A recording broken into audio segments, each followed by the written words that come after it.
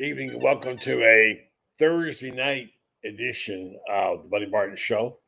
And we've got some things planned for you special tonight. So we're scrambling around here the last second. Some people had to cancel. We hope to be able to get Freddie Weeby with us. But tonight, there's a basketball game I can't get out of my head. Watching this game right up to the show last night with Scott Carter, and what I saw, I don't think I've ever seen from Florida basketball team to never lead a game, but for the final 50 seconds or whatever it is. They didn't lead the game at all, but one time all night long, and when they did, they won it. A game totally improbable that they would pull out, and they did. And in the end, I know Fran Spears is going to join us in just a second here. I want to get his take on this because I think these are the kind of games that in the long run will get you where you want to go. It was, in its own way, one of the greatest wins Florida has ever had. And if we get to that point later on, we'll look back at that night in Columbia, South Carolina on a Wednesday when Florida got crap beat out of them the entire game, and through brilliant defense and some determination, they weathered the storm and pulled the game out and won it somehow. I do not know yet how. We're going to find out, though, because Fran Spears is standing by in the orange and blue room, and we will be able to give up with him in just a second. Freddie Weeby is going to try to join us later. He got a sort of a manifesto he wrote about what it takes at the end of the year. We're looking back to be a winner. It means Ben Stroop will be here tonight. He'll join us. And Coach Lauren Meadows. It's going to be a good show. But first, let's do this. Let's open the program and go see our buddy Fran Spears. And he wrote a really brilliant piece this morning, by the way, if you haven't read it on Gator Bait, about what happened. It was so hard to keep up. So much happened so fast that most of us, normal people, couldn't follow the warp speed. But he did it beautifully, and he wrote about it beautifully. So we'll get his take on it. How in the world did Florida pull out a 1-point victory in Columbia, South Carolina last night, and the game that was lost? Stay tuned. Coming up next right here on the Buddy Martin Show. Yes, it's time again for Buddy Martin. Call him up and tell him what you're thinking. But be kind because he's doing the best he can. Better, stronger, faster. Mama says that alligators are ornery because they got all them teeth but no toothbrush. Hey, what if the voice calls while you're gone? Take a message. Bye! You ready, champ? I'm ready for this my whole life. I'm incapable of small talk. But that's why you love me, right? Kind of intimidating to be in the presence of so many great athletes.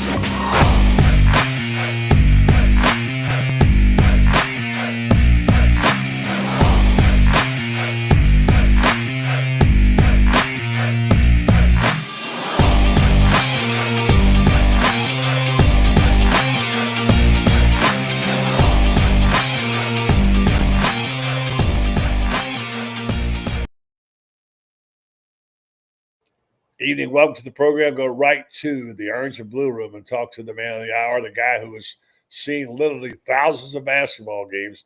I dare say, though, Fran Spears, I don't think you've seen many like the one you saw last night. I've seen a few of them, but I can't count many of them. Maybe 10 or 15 times in my life I've seen a game like that. And but that's good with 50-something years of covering college basketball, buddy. So it's a rarity that you have a game like that. It's a rarity, really, that you have a chance to even win a game like that, much less walk out of there in a game when your front court scores 9 points total. I mean, Condon got 5, Tommy Houck got 2, Ruben Chignello got 2, Sam Alexis, none. They had 9 points, 19 rebounds, 2 assists, and 3 block shots, and 3 steals. That was the entire output. And this comes after a game in which their front court just totally dominated everything and against Texas. And then to come back in a game like this, when your front court gets nothing and you got to rely totally on your perimeter guys. And I got to give Todd Golden a lot of credit. He turned on the full court press at the right time. Sure One did. of the things you see a lot of in college basketball is when a team gets too far behind is they start pressing too early, and maybe they make a run, but then there you look in the last 2 or 3 minutes and they're gassed. They have nothing left in the tank. He turned on the full court press at just the right time. He did. And they were not gassed. In fact, the team that was gassed there at the end was South Carolina. Florida had energy to spare going in there. Will Richard, what a brilliant ball game. I mean, 22 points, 4 rebounds, 3 assists, 3 steals, dominance, block shot. Yeah, it was unbelievable. I want to get your thoughts on this right here. So much I want to get into to break down on this, but this is a game that Florida literally stole. 22 points off 15 South Carolina turnovers. Florida finished the game with 13 steals. Yeah. Talk about the decision to do that little press at the end, how they just completely flummoxed South Carolina. And that's how they won the game, that great defense. Well, and the steals don't tell you the part about how many deflections they got, how many times they had a hand up that knocks the ball away. Sometimes, buddy, when you press, you're doing just as good a job when you make the other team go almost 10 seconds to get across midcourt. And then all of a sudden they're still scrambling. And maybe by the time they get into start running their offense, they've only got 15 seconds of a 30-second shot clock left. And that oftentimes is as good as a steal, because you end up with a team taking a bad shot, committing an offensive foul, doing something really stupid, and you get into their heads that way. Florida did it all last night. Deflections, block shots. First half, the interior defense was horrendous in the first half, I got to tell you. But in the second half, the defense picked up on the interior. South Carolina they had some 3-point shots. Oh my gosh, they pulled them out of there. You know what? I mean, the shots they threw up there, unbelievable. Like they couldn't miss, you know. The bank shot that put them up 68-63. I'll be, I'm the eternal optimist, as you know, but even that when that shot went in, I'm thinking to myself, good night. This is not going to happen. Yeah. But look at what happens with this. They come up with that, and who comes back? Walter Clayton comes back down. Mm-hmm. Just absolutely, talk about a guy that has the perfect shooter's mentality. Yeah. The last shot that he took has been flushed. The next shot he takes, in his mind, will be the best shot he's going to have all day. And that's what great shooters do. Mm-hmm. He's a scorer. He's a streaky shooter. I would not call him a shooter, even though he has games when he just goes into a shooter's coma and can't miss. But great shooters, I've seen a lot of great shooters in my life. Like we had a guy that I covered at North Carolina State named David Thompson, who was. I remember him a little bit. He played for the Denver Nuggets. He was reasonably good. They had a guy on that team too who coached there in Gainesville at Oak Hall for years. But he was Norm Sloan's assistant coach, Monty Tao, 5'5". They listed him 5'7", and he may have been with lifts in his shoes, and most people wear shoes. Lifts are optional. I saw Monty Tao one night up at Virginia, hit 8 in a row, and I'd say the closest one was about 25 or 26 feet.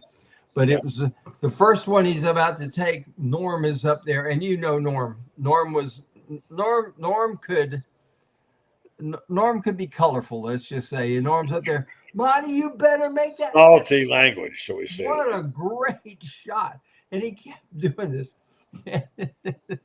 he finally, the North Carolina State's going to win the game, and Monty comes down with the ball, and he goes, and where they had the press row, we were right behind the North Carolina State bench there at the old U-Haul at Virginia. It was University Hall. They called it U-Haul. And Norm says, if you take this shot, whether you make it or not, you're coming out of the game. Monty just pulls up right where he is, 35 feet, drains it, and just comes running to the bench. It was one of the funny moments I've ever seen. Florida had Lee Humphrey. Lee Humphrey was a shooter. Pure shooter, really. Just an absolute brilliant shooter. Yeah. Walter is not a shooter. He shoots well. He is a scorer because, like last night, when they're taking the three-point shot away from him, he starts taking it to the rack. He scored first half. He scores all of them going on layups, driving to the rack. And Will Richard the same way. He's a guy that he's a scorer, not a shooter. But last night he shot. Yeah. You know? Let me give you this number. That's the flip side of this. Georgia, Ole Miss, and South Carolina, all last night, big games, right? Led for a combined total of 119 minutes and 14 seconds out of 120 of games the combined. They went 0-3. Florida led for 4.8 seconds. Yeah. Exactly. And of course, watching the end of the Arkansas game, my gosh, they get a guy goes to the line, 1.8 seconds to go. He makes the first shot, misses the second, crashes the board and lays it in at the buzzer. Brilliant stuff. I mean, this was but you're right. They were talking about this on the SEC Now, and Patrick Young was talking. He said, I have never seen anything like this. And the SEC Network people were saying, we've never had, in all the years we've had the SEC Network, we've never had 3 games like that. They're amazing. Hey, friends, we're going to bring in our buddy Ben Troop in just a second here. And I want to shift over to football a little bit because there's a lot going on there. Florida's starting to pop up in a lot of these way too earlys. They're, they're listed today on a top 10 poll, and things appear to be getting better. I want to talk about that. People are calling Florida a dangerous team all of a sudden. I want to talk about that. And I want to break down a little bit more if we have time later, if you're still here, on what they did defensively to steal the ball so much. Unbelievable. So let's do this. Let's go and get our buddy Ben Troop, and I'll tell you folks about our sponsors, not the least of which is our good friend Meldon Law. So good evening to Benny Troop. What's up, Benny? What's up, friends? What's up, buddy? And listen, I will take the win. I don't care about no first half. They woke up and they won the game. I don't care about the first half. That's why the second half of basketball is equivalent to the fourth quarter of football. Don't worry about the first 3 quarters. Don't worry about the first half. We got the dub. I hear you. And I'm going to tell you, first of all, about this dub, and that is our friends at Meldon Law. You all know who they are. They've been a big supporter of this program and University of Florida. They also are the law of your business. If you have a suit out there, and I'm one of them right now, you want a second opinion on how's it going, they can put you in touch with people who can handle your case for you.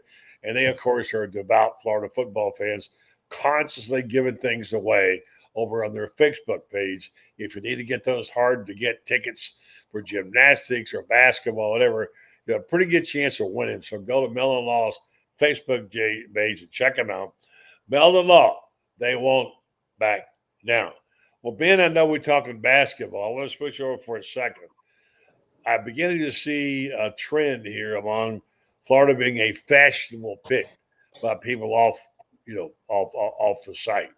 They want to jump in there and say, well, this team, Florida, like I just DJ Lagway, they could be a dangerous team. Here's this one I read today. Florida will be a dangerous team in 2025. They returned 17 starters off an 8-5 team. That'd be 2 ranked teams. And they list the notable returnees, DJ Lagway, Eugene Wilson, Jada Ball, Jake Slaughter, Tyreek Sapp, George Gums, Caleb Banks, Aaron Gates, Bryce Thornton. I could go on with Pup Howard and what have you, Jaden Robinson. So it looks like there's a little bit of I don't know if you want to call it a ripple, but see, you're not going to say, wait a minute, wait, let's see who else we can pick. Oh, there's this Florida team, Billy Napier. Are you sensing that, Ben and France? Well, yeah. I mean, we all know how hype works, right? Hype works this way. The first thing you got to have is momentum. Well, they had that last, the last 2 games of the season. The third, I mean, I'm not gonna count Florida State, but you go LSU, you go Ole Miss, and then you go to the bowl game and beat Tulane. That's a lot of momentum. Then this DJ Lagway kid is as good as advertised. Started 5 games, won 5 games. You went 8-5. Then you bring back your running backs coach. That's a good plus. Then you was able to go out there and get some big time players in this 2025 class. Some of them are already on campus. But it all starts and finishes with the quarterback. Because every team that's picked to do anything in 2025 is going to have a good quarterback. I didn't say great, but they at least got to have a good one. This DJ Lagway kid, I mean, number one, he wants to be in Florida. Number two, you don't hear about him saying anything about leaving. He's pretty freaking good if you can protect him. And there's a team in Athens that understands. We don't know what would have happened, but it would have been. But if it's 2020 with the third string quarterback with 6 minutes left in the game, so to me, I get it. Everybody, look, I don't know how I feel about Florida hype for this reason. I always know it's fake. Unless it's coming from a friend's beard or like a Buddy Martin, only because these are the same people that are quick to jump on Florida's, they don't jump on them bandwagon. It's like they want Florida to do bad because it helps them sell, it helps them get clicks, helps them sell magazines, whatever. But hype is only hype when you can't live up to it. They went 8-5 with the hardest schedule in the country. They went 8-5. So you can say whatever you want. Texas went to the college football playoff. Georgia went to the college football playoff, right? You're talking about a Tennessee team that's an overtime away from losing to Florida. You talk about a Texas A&M team that played Texas to go to the SEC championship game, and a Miami team that was good enough to go to the ACC championship game. That's your 5 losses. I don't call them quality losses, but they weren't the worst losses in the world, even though Miami, Texas, and Texas A&M was a little ugly. I just think that when you talk about Florida, yes, they got the head coach got it right. This freshman quarterback, I'm looking to see how good he can be. Does Arizona State have a transfer receiver? I just need to know that, because if they do, we won't. I'm just saying, if they do, he need to come on down to games. But it's not hype. I don't think it's hype, buddy. I think, number one, not to compare the two, but if Florida went undefeated one year and went 2-10 the next year, could you? Buddy, we wouldn't even be on the air. We don't want to hear it. That kind of. So for what Florida did last year, it was impressive because it didn't lack adversity. It didn't lack doubt. The hardest people to talk off the ledge root for the orange and blue. I am not talking about people outside of Florida. I'm talking about within Florida. Some of the biggest naysayers gonna come. Your biggest critics gonna come from your family members or the people that root for you. So. For right now, we have won the offseason with guys coming in. I don't know who, in the portal. I don't know how that, that shaped up to be, pretty, okay. When you talk about how they was able to, and like I said, when you start talking about, the balls of the world, because as great as DJ Lagway was, ball was good, man. That kid, we got us one. And if your number one receiver missed most of the year and you still go 8-5, most teams ain't doing that. Is Ohio State without Jeremiah Smith? No. I'm not saying Eugene was that, but I love it when people got to eat crow. They hate it.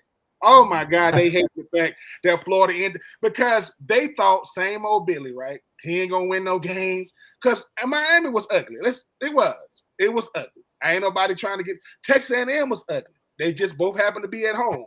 But then, like I said, they caught fire. The fact that you kept 2 teams out. Because LSU thought, if we just beat these Florida boys, nope. Kentucky thought, hey man, we beat them last 3 years. Ole Miss thought they were going to be in. Oh yeah, it's a guy. It's a guy that was at Florida with me. His name is Thaddeus, not Thaddeus Butler, but he went to Florida when I was there. He's on the Ole Miss staff. He gonna tell me, being DJ Lagway kind of messed up my he messed up my bonus this year because you guys beat us. I said no.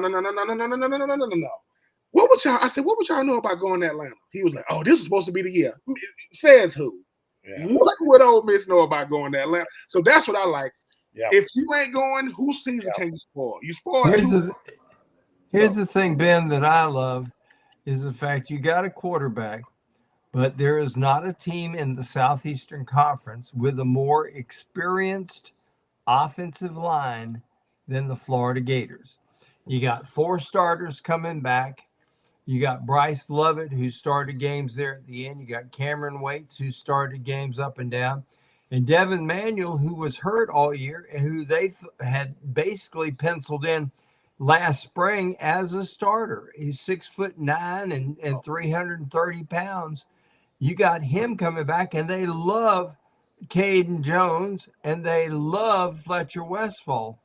Najee Harris started all 13 games there, and by gosh, tell me something.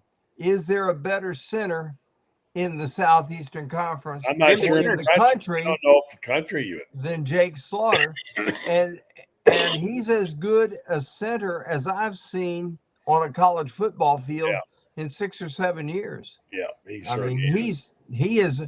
he is an absolute stud, and what makes him so good is he's super smart. He is super smart. And as you know, Ben, you got a center that can sit there and take one look at the other team and can get everybody in the right place at the right time, doing the right assignment.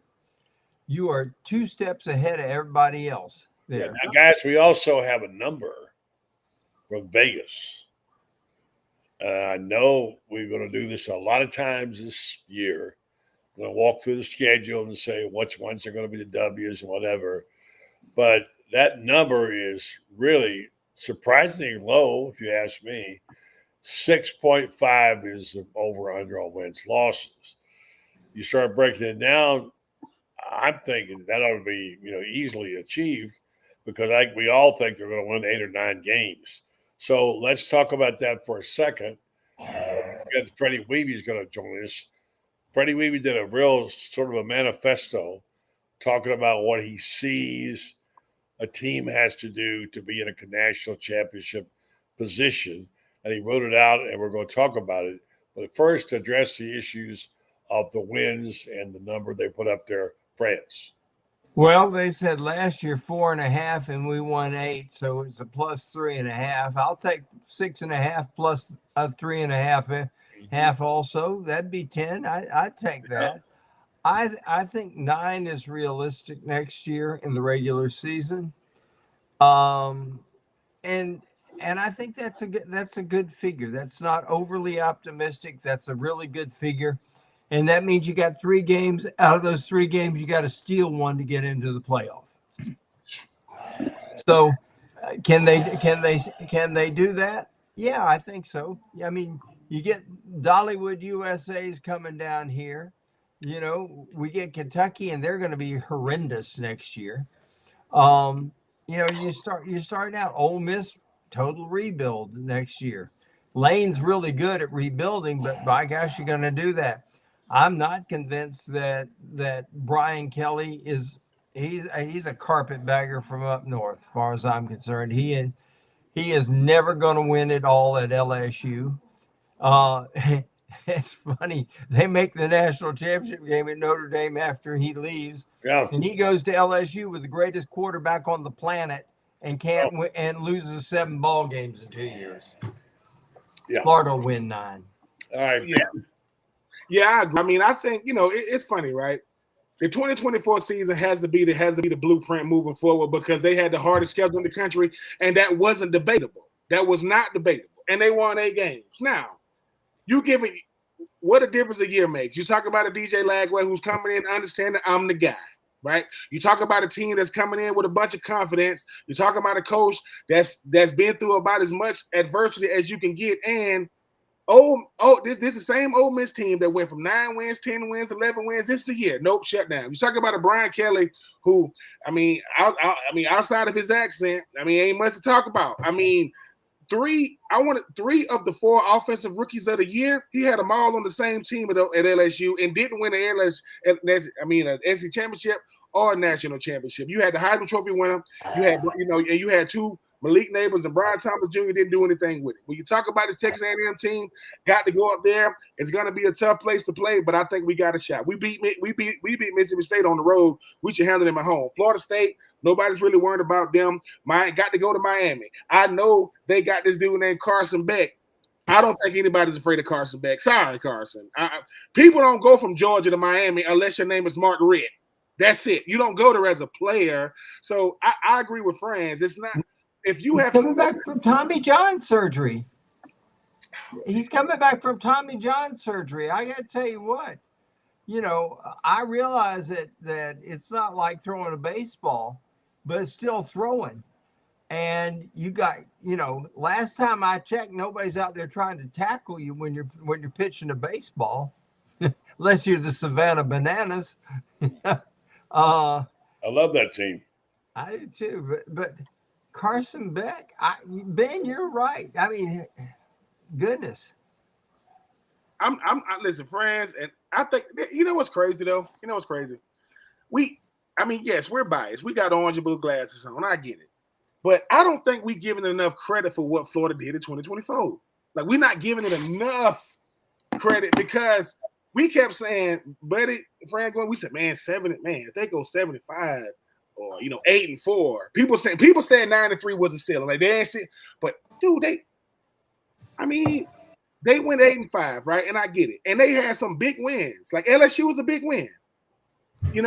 Ole Miss this year was a big win. Ole Miss beat Georgia, right?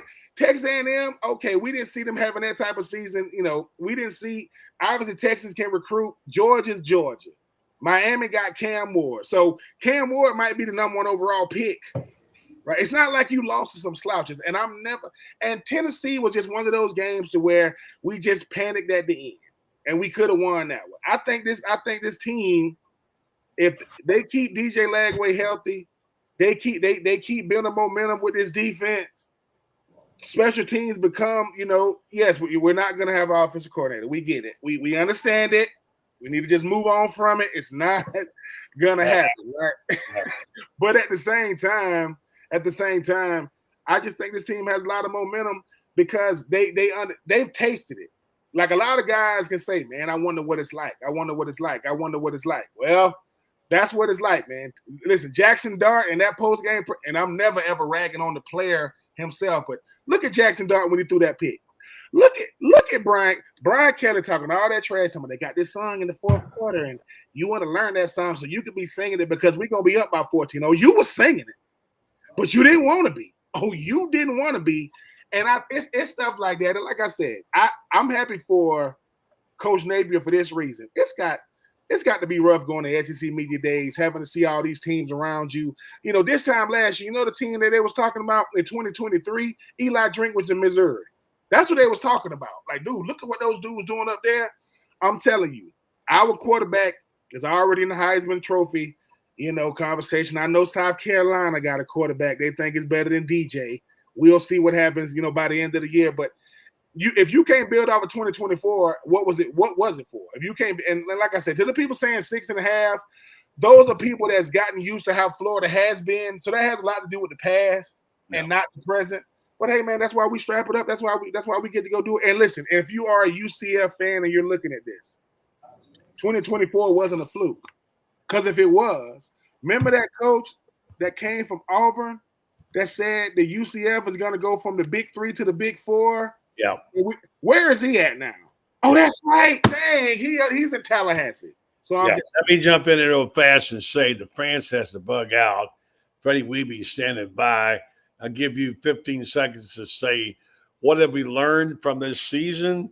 What are the things real quick you think it's going to take to win in this year? And we're going to get Freddie's manifesto next.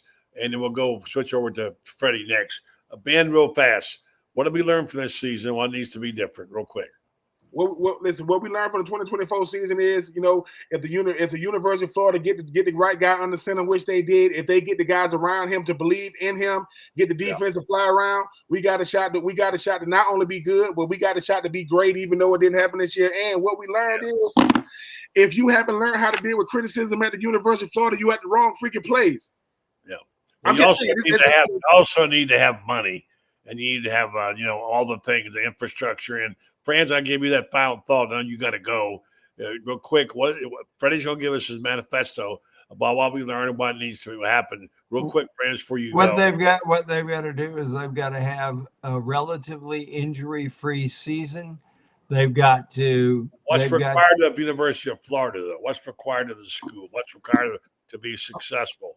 In Florida, that's college football, but Florida particularly. Well, it's the same for everybody. You got to stay injury-free. Number one, particularly at quarterback. Number two, you got to have the right mix of guys you have developed who are ready to play with and plug and play just enough transfers. Can't go wholesale transfers. This was the thing I'm looking at LSU, and they're talking about 10, 12, 13 guys that are going to be starters who came in through the portal. They're not going to do anything. Okay, you got to be able to develop your own. I'm looking for something a little more overarching. I'll let Freddie talk about that. You, Franz, I'll say good night to you, Ben. Hang in there while I go over and get our buddy. Thanks, Franz, and get Freddie, and then we'll tell you about our sponsor, who, of course, is our good friends at Titan MRI, now Titan MRI Imaging. Want you to know that back, he would be Joe Correa. This Titan MRI team has acquired high-field MRI, strengthened Titan MRI's position in the medical imaging industry, enhanced its ability to deliver innovative, high-quality MRI solutions to healthcare providers and patients across North Central Florida. They're now going to have quite a few places to serve you. You know they already have two in Gainesville. They got one in Lake City. They're going to have one day in Marion County. The reason they're growing is because they're providing good health care, a way for you to come and get your get your CAT scans or your MRIs and get them done in a reasonable time and fashion. They now have insurance, take your insurance, so it's all good. Check them out before you get your next MRI. That's now, again, once again, it's the Titan MRI Imaging. Once again, same good people and a new look for the folks at Titan. Good evening to Freddie. How you doing, Freddie? Great, buddy. How are you? We're doing good. Nice to see you again. Last time I saw you, nice to see you. House full of people there with Coach Spurrier and Coach Meyer.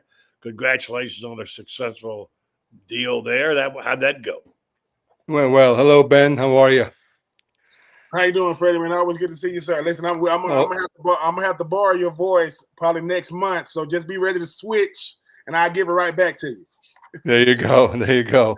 But the event went great. Actually, it went beyond great. A lot of people showed up. There's probably 400 people in line. Coach Spurrier and Coach Urban Meyer both signed autographs, took pictures of about a little bit over 100 folks. And if we had more time, we've probably done about 4 times that. But it's good. It's great to see Gator Nation come support both their coaches that have won for them. They've won all their championships. And really, when I audit who came and where they came from was really the most inspiring thing. We had people drive from Pensacola, Tampa, Orlando, Palm Beach County, Valdosta, Jacksonville to sign an autograph and take a picture. And all the money went to a charity. We raised over $5,000 for the 3 Heisman's charities, which is great. But truly, it was great to be a Gator. Gator Nation was at the restaurant. We've had a lot of former players stop by to say hello to their coach. Jeremy Foley was there, Stevie McLean, Brandon Spikes, a bunch of Gators, probably about 20. Shelly Meyer and Miss Jerry both bartended and promoted Urban's tequila, the Los Lendros tequila. They picked up the tab and all that, which was kind of cool as well. And it really got a little bit hot when Coach Spurrier and Coach Meyer kind of argued who has the better drink. You know, Coach has his beer against Coach Urban's tequila, and you kind of know who won that one. Uh, yeah, well, it was. I tell you, it was a wonderful photographs out of there, and I was not able to attend, but I was fortunate to have them both on the show the day before, and that was a wonderful picture of the two of them sitting there with their beer and their tequila talking. And I thought, how cool to have these two guys who brought about all the championships side by side talking in a place like Spurrier's. It was a great memory and a great event, and I tell you, if you didn't get your chance to get yourself an autograph there, you missed out on greatness. I'm hoping you still got my autograph ball there I asked for, and I'm going to cherish that for sure. Freddie, let me get. Well, I got Ben here, the intelligent one. I was struck by your information that you put out this manifesto about. I'm not sure why you decided to do it. I'm glad you did because we're all still kind of grappling as to what exactly happened.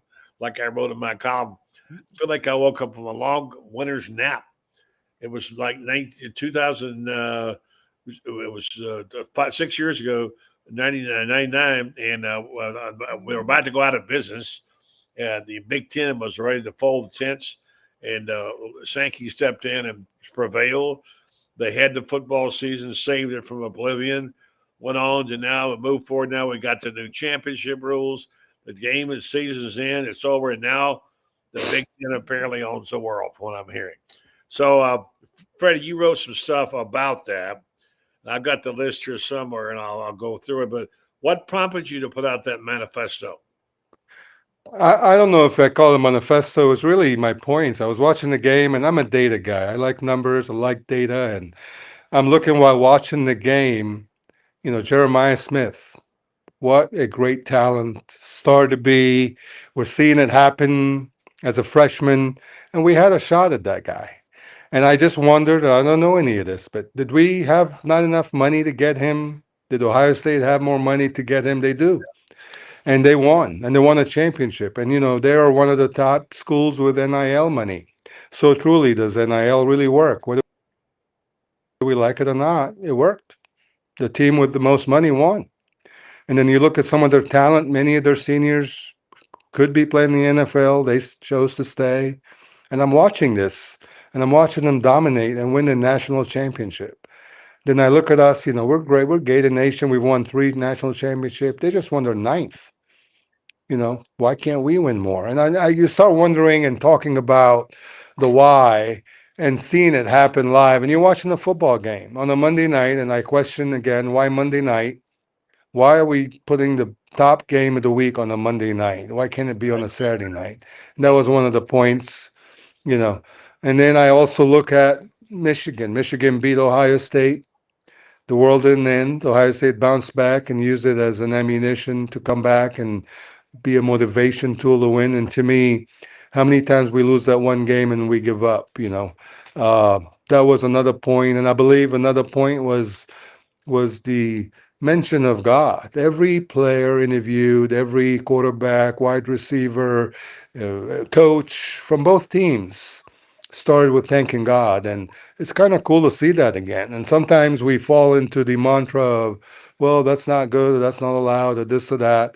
And it's, you know, as a fan, I like that. And many do. And it's great to see that and see how faith played a role in that team. You could see it from their coaches. There was a story that came out at the end. They knew if they win, it's because there is faith to win, and they're going to use the Michigan as a bounce back to continue, and they did, and celebrate, you know. And the last one I think on that piece was, you know, I recall for 4 weeks how Ohio State fans wanted to fire Coach Day, and he's gone, and he's fired, and Chip Kelly's going to be terminated. They lost to Michigan, and the world ended. And they lost to Oregon, and they need to go, and boo, boo, boo. And we dealt with the same thing. We Gator fans acted the same way. We went on social media and sports talks and expressed, you know, everyone how Coach Napier needs to go, and he's not a winner. And then you look at the true Coach Napier and what he's building, and you see that, hey, we could win too. And kind of I was just expressing my point. You can call it manifesto, buddy, but truly a lot of similarities, a lot of good points there. And I just expressed them in a social media post. And I believe that's what That's we're well talking about. said. I think the bigger picture for me, overarching theme was what I'm hearing from other people, Feinbaum, etc., is that they're fearing a disconnect of college football fans. And I use this politically, and I'll throw this out to you too, Ben. That when you are a political party or your particular fan base, whatever, and you don't listen to your constituents, as we know, one political party did not, and you wind up getting your butt handed to you. And a lot of people were worried that maybe people had stopped listening to fans. The fan base is being ignored. The prices go up. The players keep getting more money. And there's a lot of disenchantment there, particularly with the older fan out there. And I wonder, is this endemic? Is this something we're going to have to deal with in the future? Is this a danger and a threat? Ben, let me throw it to you first. You hear this. What's your response to that? Are we starting to hear a lot of that, and are we listening to it? Yeah, you are hearing a lot of it, but I think the thing about it is the perception in the stands ain't the reality on the field. And if you think that the old way is going to win you games, it's not. I'm gonna keep on saying this. I remember when $1 million for a head coach was out of this world. $1 million was going to position coaches. And the thing about it is when you start talking about what college athletics is, if your football department doesn't, if your football team ain't packing out stadiums, right, ain't winning games, the rest of the athletic department gonna suffer. And the whole thing about it is the product on the field. Sometimes, people gonna say, how much money is it gonna take? Well, Ole Miss just spent $20 million and they didn't make it that line. You know what they're gonna go back and say? We need more, right? If you don't, and I get it. It's easy. I'm a former student athlete, so it's easy for me to say these things, but nothing stays the same. Nothing does. Everything progresses. I think the thing about it is no one saw college football, college athletics advancing this much, this fast. It used to be maybe a 5-year turnover. It's 2-3 years now. And I think the fans, they get it, even if they don't understand, even if they don't like it. The way they say, I don't like it that is this way. I get it. But what are you going to do? You're going to watch or you're not. Either you're going to support or you won't. But listen, Freddie's around it all the time. And Freddie's saying, look, man, as much as I don't got to understand it, but this is what it is. Like this is where it's going to continue to go. If you don't think that when you watch a Coach Spurrier and an Urban Meyer in Spurrier's doing that, other schools want that blueprint, but they don't have an Urban Meyer. They don't have a Steve Spurrier. They want to do it. So even former coaches, they saying, you see what Coach Spurrier and them? Don't think that it's just the current players. It's anything. And like I said, the better the team is, the easier it is to raise money. If the team ain't good, it's hard to raise. So if you think Ohio State got a bunch of money now, they just won it. They trying to double that because at the end of the day, money correlates with a lot of things in this world, not just sports. Anything, it's money wrapped around it. So I don't know why people are so fixated on college. That the University of Florida is the biggest brand in the state of Florida. That's taking nothing away from the team on the Panhandle, the team down south, or the team in Tampa, Jacksonville, and Miami. It's the biggest brand in the state. It's not in a major city. Look at what the University of Florida did for the city itself. When I was at Florida, there was nothing on the other side of 75 South. Now they got Spurriers, Dave and Buster. That's what the school has done for the city. And guess what? If the two greatest coaches in Florida Gator history are still right there in Gainesville, they still working with each other. That's what Florida does. So I get it. People not supposed to understand it, but let me tell you, all it's gonna take is this: just win a national championship, win another one. I get Michigan got 10, and Ohio State got 9, and Harvard got the most, and Alabama. Just win one, and because a lot of times people say, okay, if I'm spending my money, what am I getting for? What am I getting for it? What you got for it in 2024 is 8-5 with the hardest schedule in the country, and DJ Lagway and company. And we'll see what happens in 2025. But this is what college football is, and like I said, if you want to compete, you got to do two things. You got to have the money, and you got to have the players. And the only way you get the players is if you got the money. And because guess what? How you think you get coaches? You really, really think you get coaches without the money? Brian Kelly left Notre Dame because LSU gave him more money. That's why he went. Don't get me. He went because they gave He him wanted to money. win a national championship. What would Brian Kelly know about winning national championships, Yeah, man? exactly. I'm just saying, what are we talking about, man? Let's not. This ain't Grand Valley State, huh, Ben? Lauren, I want to get back real fast before we get to Lauren. And there's a lot that went into that conversation, Freddie. Now, you've seen that world. You helped them do fundraising. You helped the Florida Victorious get off the ground. You're a businessman. You don't do anything without having data points on it. I know how you operate. You're a very smart businessman, and you know a lot. You tell me now, straight up, where is the financial picture of Florida? I saw a thing today. They had, as a matter of fact, a guy at the Wall Street Journal with a piece about how much are these teams worth in total and evaluation. And Florida was 14th. Whatever that means, I don't know. But you tell me, given that you know more about the financial firepower of Florida than all of us put together, where are they? Do they have the money? Is it going to be possible? Because it's going to take the money to get it done, Freddie. And are they going to be able to sustain it? And what's the latest on Florida Victorious? Florida Victorious doing good, doing great actually. But more importantly, the notion of NIL, I think, is more clear today. And, we're, like Ben said, we're a top brand. There are 3.5 million fans in the state of Florida, 500,000 alumni. If each give $10, we become number one school in NIL money. It's that simple. But this is not about $1 million donations. And this is a collective fan base that needs to support their teams, and not just football. I get the football pays the bills and generates the income, but there's other sports that need money. I was at the women's basketball game this past weekend, and your guest was there as well. And I'm looking at a team LSU. We played them hard. We had the lead going into halfway through the first half, and then we fizzled because the other team has more money, bigger players, more on the bench that can compete with us. We just don't have enough. And if we don't generate money to help our teams, all our teams, and the fans don't support that and realize what NIL is, Ohio State was a good example of how NIL works. They had the money not to go generate new players, but to keep the talent they have. And they maintained it, and they won the national championships. The SEC is the king of all, correct? Well, they didn't win. They didn't win last year either. The Big Ten has won the last 2 years. And they're generating their money, and they have same fan base we do, and we, the number one brand in the state, should be able to raise that money. And that old mantra of, no, I don't believe in this, so I'm not going to help, or why should I donate? Those days are gone. And that's why Florida Victorious is important. And when this was house rules clear, same thing with the university, we need to give more money than what's going to be out there, because that's the name of the game. If you want to win, you're going to need money. It's that simple. All right. Let's welcome Lauren in. Lauren, you heard all of that. How you doing? What's going on? Yes, sir. How you doing? Earlier in the program, we talked about the fact that you requires a certain commitment. We've talked about this all season long. And Freddie's with us now. He already had to say, what's your view of where Florida is right now? And can they get there from here?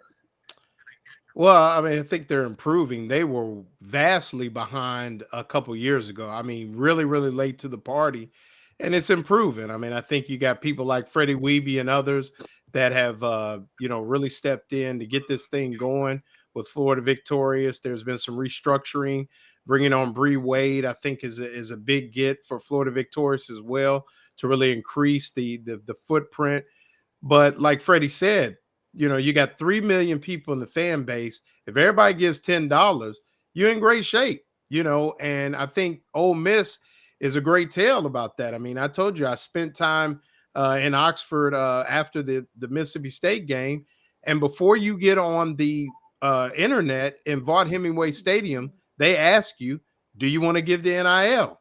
You go out to eat in Oxford and your receipt says, do you want to give the NIL? I think because the money is not going to just come from one big donor. You have to be creative.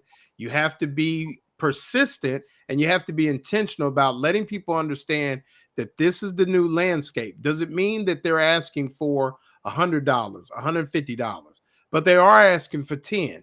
They are asking for 15. And for those of us that love sports, I don't think it's, I go to Smoothie King. A 32-ounce smoothie is $12 at Smoothie King.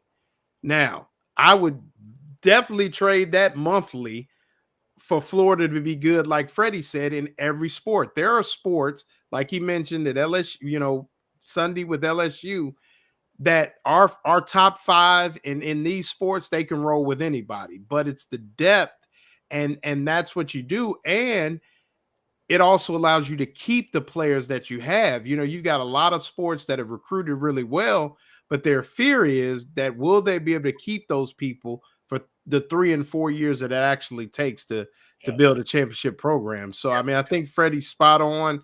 Obviously, bringing Freddie on has been great for Florida Victorious. I'm sure they're listening to him and others.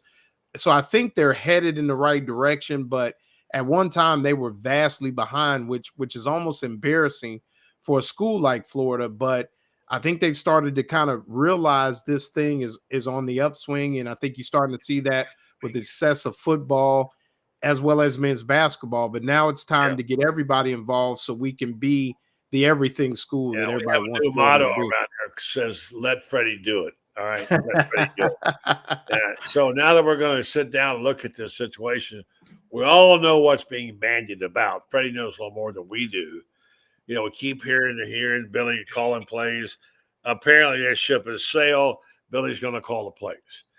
But will there be another person involved? I'm not sure.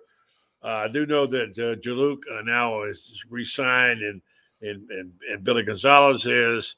And I think they've got I don't know what's going to happen on the defensive side of the ball, if they're going to leave the situation as it is, whatever. But there are some things that need to be fixed. People need to be signed. What needs to be done next, Freddie? What's the order of priority here in terms of, don't they have to come up with a defensive coordinator by name at some point?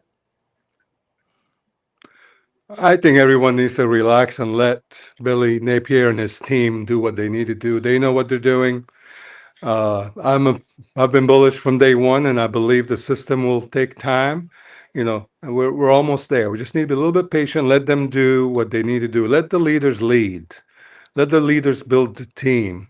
Ben mentioned earlier, reality on the field is what matters, and that's true. If we believe a lot of the stuff we read and hear and all that, that's great. We're all emotional. We get into it sometimes. And like I mentioned earlier, Chip Kelly and Day got fired 25 million times in a 2-week period. We can't do that. Let them do their thing. Trust them. Let the system play. They're going to make the right decisions. We're paying these guys a lot of money to win championships. Get out of their way and let them do the thing. You know what, though? Hey, Ben, it's inalienable right of the fan going to a baseball game to move the umpire. It kind of comes to the territory. They second-guess coaches, especially play callers. It's always been that way. It's part of the game. I think the difference is the mean streaks, the mean social media things. We're going to get away with it's okay to have fun and criticize whatever, but you got to put it in perspective. Ben, what has to happen with the defensive side of the ball? Who's a priority? What has to be done? And can Billy get this thing done in time to get it wrapped up? I think the main thing they have to do with their defense, man, they got to continue to develop guys. I think when you look at the thing that's not talked about the most about this team was the team that was playing the best at the end of the year was the defense. They were playing the best football at the end of the year, and it's about retaining guys. And I think the thing is, no one wants to talk about this. Our best pass rusher went to Ole Miss, and we did not miss him. He went to Ole Miss, and you didn't. That doesn't happen. And I think the thing about it is we've gotten, and when I say we, I'm not talking about us. People have gotten so used to criticizing Billy, they don't know what to do when they ain't got nothing to criticize. They don't know what to do. Like, what do I say now? That's what this is about. We have gotten so used, to just, hey, man, here come Billy again. Billy went 8-5. What? He went 8-5. Who we lost? Then it's going to be who we lost to. I agree with Freddie. Sometimes we think that we can do better than the guy that's doing it. That is not true. And we are over here now. I haven't been a coach. I've only been a player. I know that Lauren got some experience in it. Maybe Freddie, maybe you, buddy. But I'm telling you, some of us need to watch the game from the sideline to really see it. Now, Lauren has seen it. What's happening out there? Sometimes what we seeing, man, from being in the stands or watching on TV, it looks like we do this. All he had to do is him. All he had to do is. Well, that's what everybody say, right? All Mark Andrews got to do is not drop it. Well, he stuck his hands up. He just dropped it, right? We don't like that part. We don't like it when we come up short, right? We don't like it when, and all I'm saying is just breathe a little bit. This is the first offseason. The Gator Nation can breathe, and we are hyperventilating. This is the first time and we don't. To me, it's almost like we have grown so accustomed to chaos, we don't know what to do with calm. We don't. That's what this is about. When the last time Coach Spurrier and Coach, listen, we got Coach Spurrier, we got Coach, you know what I'm saying, Mike, they arguing over who got the best alcoholic beverage. That's what I want. I want a world like that, because at the end of the day, we went 8-5. You know what they saying, buddy? You know what they saying, Freddie? You know what they saying, Lauren? Yeah, but 2025 coming. I'm telling you, the whispers used to come from outside. Now they're coming from inside. And that's cool. That I can live with it, but they'll be fine. Like I said, Coach Armstrong didn't leave because he didn't like Florida. He left because Florida is rough. It's rough to coach here, man. It is great. Ask Lane Kiffin why he left Tennessee. The first time he goes, dude, do football ever shut down in the SEC? Nope, not even in Vanderbilt. You don't even shut down there. So it's fine. I think what they got to do is keep building. Because remember when he think he can recruit in the portal? How'd that go? Right? Remember when we ain't gonna get that DJ Lagway kid. Remember recruiting process last year? We gonna lose him. Watch. What he did on National Sign today? He signed, didn't he? I'm just saying, just breathe a little bit. Because like I said, could you imagine if Carson Beck was coming to Florida? Ooh, we'll be going crazy right now. We got the guys in place. Give Coach Billy Napier that got so used to us. Billy Napier just told Mama Napier, listen, just go shop, put on a disguise when you go to Whole Foods so they know who you are. Don't respond to anybody. It's gonna be fine, man. Listen, it's gonna be fine. And I will say this though. One of my favorite rappers' name is Killer Mike. Right? His name is Killer Mike because he kills microphones. It ain't because he kill people. I got all of his albums, by the way. He won 3 Grammys last year. He won album of the year. Anyway, Georgia boy. He said something to me. This is what Florida Victoria is, or this is what NIL is. We have 3.5 million. He said something I believe. He said, if all of us do a little, nobody has to do a lot. If all of us do a little, none of us have to do a lot. If you ain't got $10, I don't believe you. I do not believe, and I'm not counting nobody's pockets now. But if somebody goes, hey, man, you ain't got $10, no, this comes down to who's benefiting from it. If you don't like who's benefiting from it, but you want to win, all right. If we go 8-5 with a little bit, what you think we can go with? People say, Ben, the money don't make the difference. Ask Ohio State. Ask Michigan if it don't make the difference. I hear you. All right. Good stuff. And by the way, does Killer Mike have a weather page? He has Mike's weather page. Is that, no. Different guy. I'm sorry. Not the same guy at all, but Mike's weather page is pretty good if you got a hurricane. Oh, he is. Right, Laurie, no doubt. That guy is. Yeah. I got to ask my wife. I said, are you watching this guy because of the weather, or because you've been watching him a little bit too much for me? Man, he is good at what he does. He knows stuff. Sorry. So Lauren, Ben said, go ahead and enjoy it now. You can breathe, Lauren. You above all. More than any of us did. So now go ahead and bare your soul. You got 2 full minutes to go ahead and say, write it up right now. You want to say national champion? What? No. But he outkicked what I predicted, which was I had him winning 7 in the regular season, 8 with a bowl win. So no, I think that what I'll say is, talking to some of the people on the staff and even some of the players over the past couple of weeks, they're very excited about this roster and what this roster is. And while everybody reacts to some of the defections in the transfer portal, some of that was built on the fact that some guys saw the writing on the wall. And as one staffer said to me, these young boys are coming. And in particular, guys like Miles Graham, Aaron Childs, LJ McCray, where the heat is so much that they're not going to be able to keep these young boys down. And like I was talking to the Ocala Quarterback Club last night, Florida was the only crew to have 3 5-star receivers in the recruiting class. It is improving. And, I've been as hard as anybody on Coach Napier and some of the things that he's been doing. But I will say this, as a coach, you get to improve, you get to change, you get to adjust, and you get to see the landscape and then move from there. That's part of coaching. So I know a lot of people will hang on to last year's Utah game and even this year's Miami game. But the beauty of it is, they were historically bad on defense the last 2 years, but finished in the top 10 in sacks. That's a fact. And anybody that likes football, you got to look at that, like Ben said, and say, wow, if they can continue to play defense like that, the beginning of the season will allow some of those young kids with LIU and South Florida to get acclimated. And I mean, when you got a quarterback, man, you got a lot. And that's where I think that through all this talk, I mean, and Buddy, you called it from day one. He is a special talent and somebody that carries himself well, that guys want to follow, and he raises the level of play of everybody. So, I mean, just looking at it from a football space, I'm not ready to apologize just yet, but I will on Buddy Martin's show when the time comes. But I agree with Ben.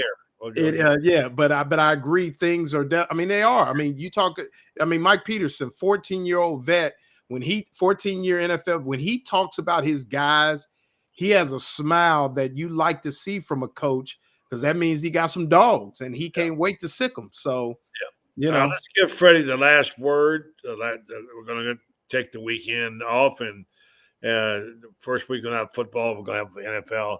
Freddie, a great job of summing it up. Give us something to go to bed on and hope on, and about the future of Gator football, Freddie. I will, but I really want to highlight, if I can, basketball. Men's basketball is on fire. The game last night was amazing. The ending, the don't quit, don't give up, win the game. I don't care how ugly it was. A win is a win. And, if we look down the road in April, this is the game we look back, and if we celebrate, this is the game that matters. The other component is women's basketball. They're trying hard. It's a challenge financially, but they're trying to win, and it's amazing to see within that team. And speaking of women's basketball, I have to bring this up. We're hosting a fundraiser dinner, an aisle dinner on Tuesday, and this is kind of cool, actually. Lauren is a sponsor of the dinner, and we're raising money for the athletes, the women's team. Both of your sponsors, Buddy, are sponsoring the dinner. Meldon Law and Titan MRI, along with 3 others. And we're all collecting money from each and giving them to the athletes through a dinner at Spurrier's. And these are the creative ways we all have to do to create money. $10 and $20. These are the things businesses, Mississippi and Ole Miss, what happened. These are the things that are happening out there. We're not creating new things. We're just copying things that people are doing. At the end is how much money does a coach have to retain their good talent and bring new talent. As far as football, it's going to be great. I hear you on the basketball. The only reason we talked about it for 15 minutes before you came on about that incredible win last night in Columbia. You're absolutely right. It's one of the most amazing Gator basketball games I have ever seen. And boy, it's going to be fun to follow that team. But Freddie, look us in the eye and tell us hope is on the way and Gator football is back. Gator football will be back. You're talking to, I'm biased. I'm very bullish. I love data, and that all the data indicates a bright future. I'm not talking just talent. I see these athletes. They come to Spurrier's almost every night to eat. As I left the restaurant tonight, in one of our rooms were 3 athletes. They're not football, but they're good athletes having dinner. Elijah Martin, Walt Clayton, and Richards. They're coming to have a good meal, eat healthy food. We'll buy them a dinner just for last night. There you go. But truly, I see character. I see, thank you, sir. I see them taking good care of the servers. I see communication. I see clarity. I see people that are good, just good people you want to be around. And outside talent, that sometimes wins too. We forget that piece of the game. Billy Napier has done a good job attracting good character and good talent. And together, I'm very bullish on the future. Very well said. Gentlemen, you all were great tonight. Thank you so much, Freddie, for all that good upbeat stuff. And Ben, good to see you again.